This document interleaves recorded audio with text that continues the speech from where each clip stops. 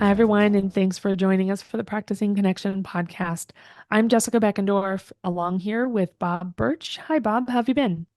Hey, Jessica, I've been pretty good. Not bad, I guess would be the Hey, I mean, Midwest not way. The not Midwest. bad would be in Midwest is pretty good. That's right. So that's where I'm at. I've been working this week on a course, the Science of Wellbeing course. It's a free course on Coursera that's taught by a Yale professor, Dr. Laurie Santos. And it's been really helpful for me. Part of the point of the course is to engage in some challenges to increase our own happiness and build more productive habits. And obviously, that's something that's close to our interest area. That's a little bit of what we're trying to do with the Practicing Connection podcast. But it's been nice to have sort of the accountability and also to hear from Dr. Santos about the science Mhm. behind some of these practices. So yeah, I've been really having a good time with that course. How about you? I'm doing great, but I just want a quick comment on that course because I've taken it before, back when it first was released, and I found that course to be incredibly helpful at that moment in time. And actually, I've recommended it many times, and I would recommend it to anyone now. And I plan to go back to it. So I think it's super cool that you're going through that course right now. I loved every minute of it. Similarly, I've had kind of a university-based thing that's been kind of giving me something to think about. The Cabrera Lab podcast from Cornell University has been something that I've been listening to this week, and it's been making me think more deeply. The current episode I'm listening to is Thinking Critically about Critical Thinking. It's sort of a meta kind of a meta way of looking at critical thinking. But doctors Derek and Laura Cabrera talk about different perspectives on different issues. There are only 9 episodes currently. It's a new podcast, but I'm really enjoying it. And I think they have a really good way of talking about the research behind things without making you feel like you're listening to research. That sounds awesome. I'm excited to check that out. I'll definitely take a look at it. It just occurs to me, as you were describing that, and as I'm imagining maybe what Career Lab sounds like. This is pretty exciting time, really, when so many researchers, especially researchers in psychology and organizational change and kinds of some of the things that we deal with, community development as well, are out there either starting their own podcasts or appearing on other people's podcasts, but talking Mhm. about this in a way directly to the public, and not just to academia through research papers. And yeah, I'm Right. excited to hear about this podcast and I look forward to listening to it. Yeah, it's like we can all get an education in a way, even without being a current student, right? Some of us really value continuing education, and I'm one of those folks. We'd love to hear what you've been thinking about and what's inspiring you. You can share that with us by clicking the send us a text message link at the top of the description of this episode. When you click the link, your text message app will open and you'll see a 7-digit number and the words do not remove. Type your message after that and click send. Don't remove that number or we won't receive your message. And just for your own peace of mind, to protect your privacy, we won't see your phone number and we can't text you back, but we can share your feedback on a future episode. If you're listening on a computer, you can also email us at practicingconnection@oneop.org. So let us know what's inspiring you right now.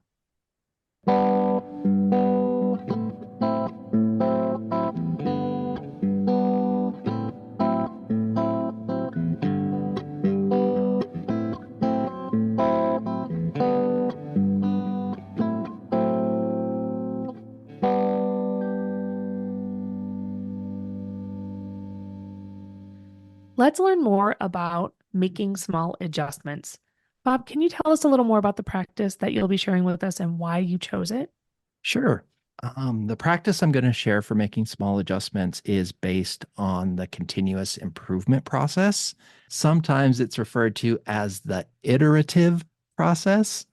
It's a process that's pretty common in business environments. It started in software development, but has been applied to the development of other products and services in the business world.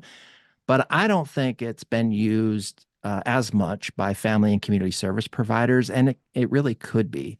And shout out to some of our colleagues like Nate Meyer, who have written about some of these different ways of approaching program development and extension. So I want to acknowledge that it's not absent from the conversation. I just think we could talk a little bit more about some of these concepts like continuous improvement. So, in my experience in cooperative extension, what we tend to do when we develop a program is to start out by just developing it, right? So, we're doing that internally with whoever's contributing to it. And then we take it out, we implement it. So, we take our program, we go out into the public, we teach it or we implement it in whatever way it needs to be implemented. And then we come back after all that's done, program has ended or at least hit a big milestone. And then we evaluate it and we see if it worked and then we're done. That tendency is changing, but it's a little bit hard to change because it's supported by theories of behavior change from decades ago that don't, in my opinion, really fully account for how complex human change is. Over time, as institutions, we've built up practices and structures and systems developed on those theories, and they perpetuate that tendency to follow this develop, implement, evaluate process. So the continuous improvement process is different because instead of evaluating only at the end of the process, we're always evaluating and adjusting. We start development, then we test, then we improve, then we repeat the process, right? Develop, test, improve, and continue to do that even after we have implemented a program. We continue to seek feedback, make improvements, and adjustments.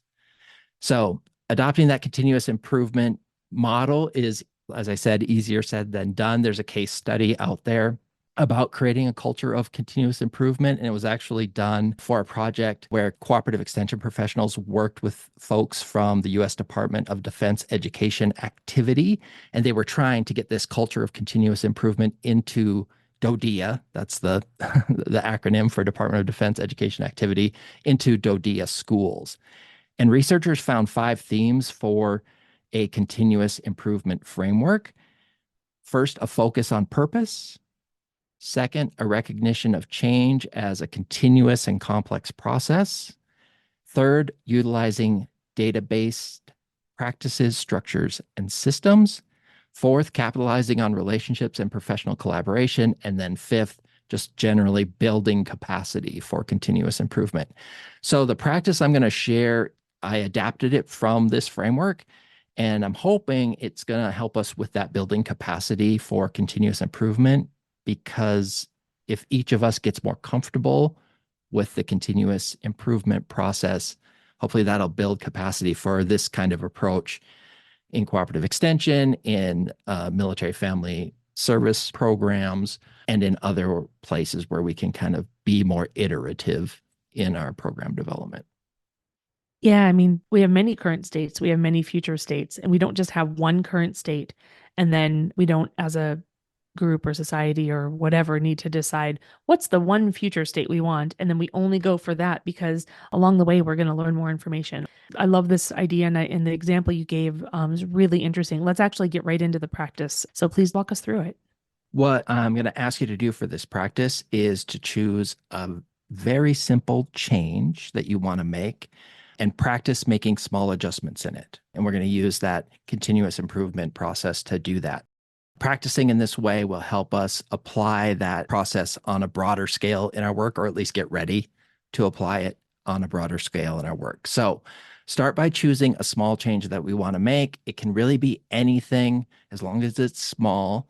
We can think about changing the time that you exercise each day, or changing how often you check your email, or changing the way that you track your to-do list, just whatever small change you can think of. And a reminder again, keep it small because you're going to be working alone on this. Once you've chosen that small change, we're going to go to that first step of the continuous improvement process and think about the purpose behind that change.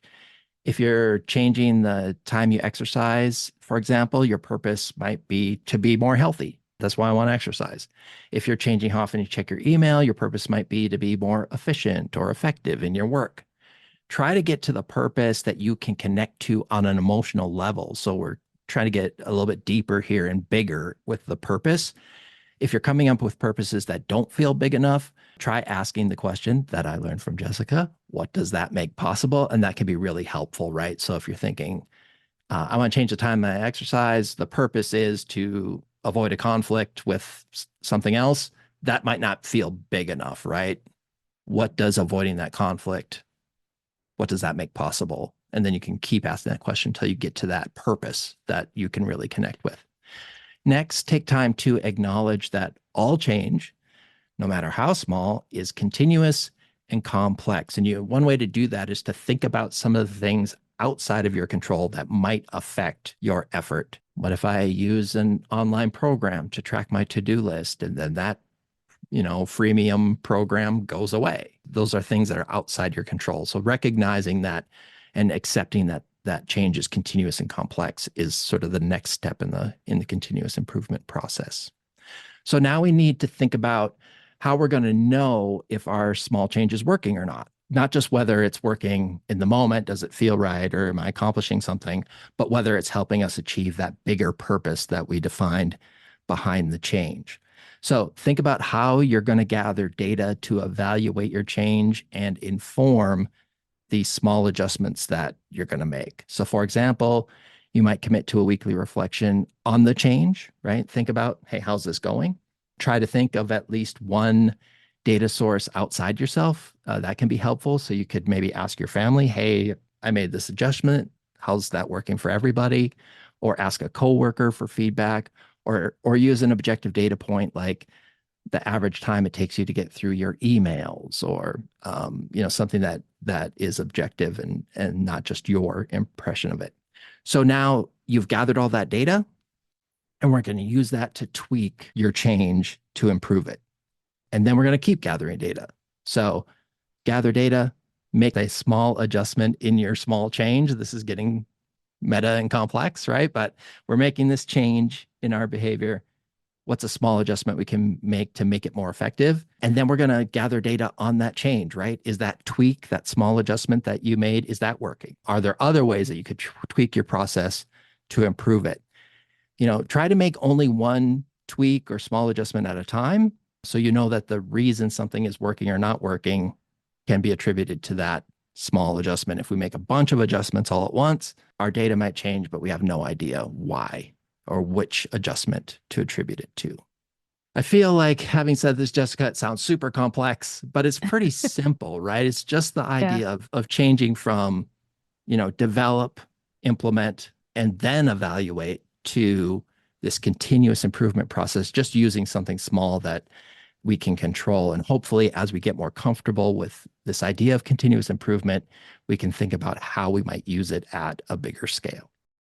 The idea that I found really, really useful in this, the one thing that really stuck out to me was the take time to acknowledge that all change, no matter how small, is continuous and complex. It's almost sort of a relief to think of it that way, because it's a thing that can maybe stop you from beating yourself up when maybe it doesn't work out. Okay, so this little change is going to be complex. It may not work. Okay, that's all right. I'll just keep figuring out until I find something that works for me.